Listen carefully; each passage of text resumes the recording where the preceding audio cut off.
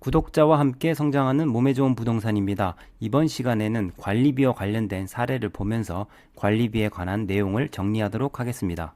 2022 타경 51372 사건입니다. 광명 사거리에 위치하고 있는 종합 쇼핑몰입니다. 물건 번호는 1번부터 4번까지 있지만 현재 2번과 4번이 진행되고 있습니다. 2번, 4번 모두 신건에서 낙찰이 되었지만 모두 대금을 미납하였습니다. 그 이유를 살펴보도록 하겠습니다. 이 건에서는 보면 유치권과 대항력 있는 임차인이 빨간색으로 표시가 되어 있습니다. 그런데 문제되는 부분은 사실 그 부분이 아니고 관리비 부분이 이슈입니다. 하나씩 살펴보면 첫 번째로 토지 별도 등기 있음 내용이 나옵니다. 여기 토지 등기를 들어가서 보면 지금 구분지상권이 설정되어 있습니다. 그러니까 지하철 때문에 구분지상권이 설정되어 있다는 내용이 토지 별도 등기로 되어 있다. 이 정도 이해하시면 되겠고, 두 번째로 문제되는 부분은 여기 보면 임차인이 있습니다. 근데 현재 미영업이라고 표시가 되어 있습니다. 이 구분상가에서 이렇게 미영업인 상태가 있으면 주의를 해야 되는 부분이 있습니다. 그 부분은 관리비랑 연결이 되기 때문입니다.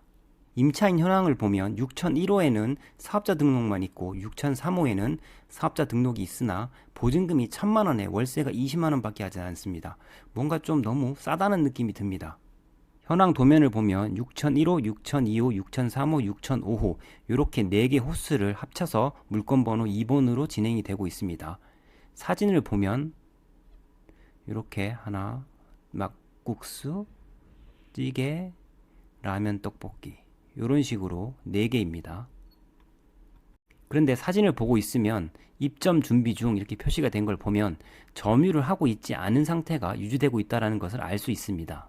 그리고 유치권 신고가 매각 기일 전에 들어왔다가 매각 당일날 유치권 취하서를 제출했다는 내용이 나오고 있습니다. 현황 사진만 보더라도 임차인이든 유치권자든 점유가 계속되지 않고 폐업 상태로 유지되었다는 것이 추정이 됩니다. 따라서 선순위 있는 임차인, 유치권 이 부분은 그리 크게 문제되는 것 같지 않습니다.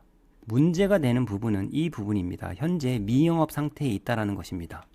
미영업 상태에 있다는 것은 이유가 있는 것입니다. 2018-12424 사건을 한번 검색해 보시면 물건 번호가 80번까지 나옵니다. 이 경매 사건도 광명 크루앙스 사건입니다. 경매 검색을 하다 보면 광명 크루앙스 관련된 사건들이 자주 나옵니다. 그러면 그 이유가 있는 것입니다. 그 이유는 관리비에 있습니다. 왜 관리비가 문제가 되는지 살펴보겠습니다. 관리비는 원칙적으로 사용자가 부담을 하게 됩니다. 임차인이 사용을 하였다면 임차인이 부담하는 것이고, 임차인이 사용하였지만 임차인이 납부를 하지 않는다고 한다면 그 소유자가 최종적인 책임을 지게 됩니다. 하지만 예외가 있습니다. 어떤 경우냐면 집합 건물에 관한 공영 관리비가 그러합니다. 미납 관리비가 있는 상황에서 소유자가 바뀌었을 때에는 그 소유자, 바뀐 소유자에게 관리비 부담을 청구할 수가 없는 것이 원칙입니다. 하지만 예외적으로 집합 건물에 관한 공용 관리비 부분은 승계가 된다는 판례가 있습니다. 판례의 내용을 보면 전 소유자의 특별 승계인에게 전 소유자의 체납 관리비를 승계하도록 한 관리 규약의 효력에 대해서 대법원은 공용 부분 관리비를 승계하도록 하는 것은 유효하다라는 판시를 내린 적이 있습니다. 그렇다면 공용 관리비의 범위를 어디까지 인정할 것인지가 문제될 수 있습니다. 판례는 일반 관리비, 장부 기장료, 위탁 수수료, 화재보험, 청소비, 수선유지비 이런 것들을 예시를 들면서 공용 관리비를 인정하는데, 전용 관리비라고 보기에 애매한 것이라고 한다 그러면 공용 관리비라고 본다고 포괄적으로 이렇게 규정하고 있습니다. 입찰자 입장에서 조심해야 되는 부분은 집합 건물에 입찰을 할 때, 그러니까 예를 들면 아파트, 빌라, 구분상가, 그리고 지식형 산업센터 이런 구분된 물건에 대해서 입찰을 할 때에는 공용 관리비가 얼마나 밀려 있는지를 꼭 확인해야 됩니다. 크루앙스와 관련해서 예전에 임장을 간 기억이 있기 때문에 관리비가 상당히 세다라는 걸 제가 알고 있었고, 요건과 관련해서 다시 전화를 해보았습니다. 전화를 해서 물어본 결과 요 2번 물건에 한해서 밀린 금액이 1억 2천만 원이 넘습니다. 그리고 공용 관리비가 80에서 90만 원이 기본적으로 나온다고 합니다. 그러면 임차인 입장에서는 공용 관리비에 자기가 쓰는 부분에 대한 사용료까지 합하게 되면 금액이 너무 부담이 큽니다. 이런 부분을 놓치고 입찰하면 이렇게 대금을 납부할 수가 없게 되는 것입니다.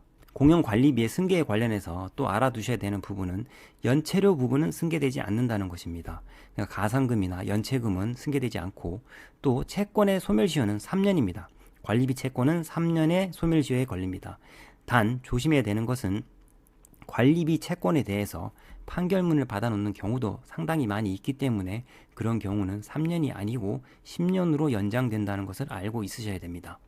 추가로 하나를 더 말씀을 드리면 관리비 연체로 인해서 단전 단수를 하는 경우들이 있는데 이 단전 단수가 과연 적법한 것인지에 대해서 판례가 판시한 부분을 여기 기재해 놓았습니다.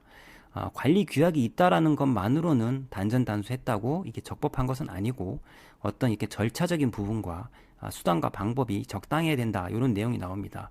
이 사안은 관리비 부분에 대해서 낙찰을 받은 사람이 승계되는 부분에 대해서 너무 과하다라는 것을 다투는 과정에서 단전 단수가 이루어졌고 그 단전 단수는 불법하다 이런 내용으로 지금 설치가 된 내용입니다. 배당이 끝난 사례이지만 알아두시면 도움이 될 것 같아 소개합니다. 김포에 있던 이 구분상가입니다. 이 건도 보면 낙찰이 되었으나 대금을 미납했고 차순위 매수 신고인이 대금을 납부했습니다. 6억 5천입니다. 6억 5천. 임차인은 마사지샵을 운영했고 이 건 등기부를 보면 이 전 소유자도 취득을 경매로 하였고 그때 당시에 매각물권 명세서를 볼 때에도 마사지샵으로 운영이 되고 있었습니다.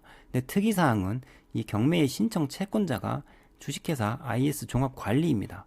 그러니까 지금 현재 이 건물을 관리하고 있는 업체에서 경매를 넣은 것입니다. 청구 금액이 1억 6,700이었고 제가 과거에 임장을 갔을 때에 미납 관리비를 확인했을 때가 2억 4천인가 5천인가 그랬던 걸로 기억이 납니다. 1순위가 김포신협이니까 이 신협에서 얼마를 배당받아 갈지는 모르겠습니다. 하지만 이 IS 종합관리 회사에서 자신이 청구한 관리비 부분이 모두 배당이 된다면 문제가 안 되겠지만 2억 4천이나 5천 정도에 대한 배당이 이루어지지 않는다고 하면 그 부분은 온전히 낙찰자가 인수할 수 있는 부분입니다. 집합 건물에 대해서 관리 회사가 있다면 공용관리비 내역에 대한 부분에 어느 정도 신빙성이 있지만 그렇지 않은 경우도 있습니다. 집합 건물의 소유자 중 한 명이 관리비를 관리하는 경우에는 그 부분이 공용관리비인지 전용관리비인지 구분이 안 되는 경우도 있으니 조심하시기 바랍니다.